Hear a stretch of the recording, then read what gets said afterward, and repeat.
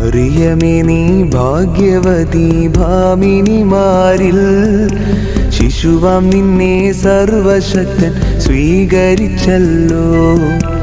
ദൈവത്തിൻ്റെ വൈദികന്മാർ ആദരവോടെ കാഴ്ചയപ്പം നൽകി നിന്നെ പള്ളിയിൽ പോറ്റി.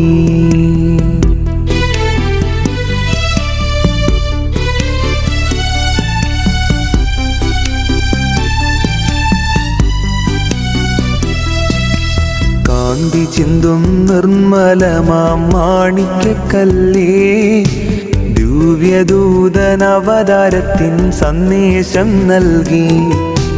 നിൻ വ്രതത്താൽ സർവശക്തൻ പുത്രനെ വിട്ടു, മൺമയനാമാദവിനെ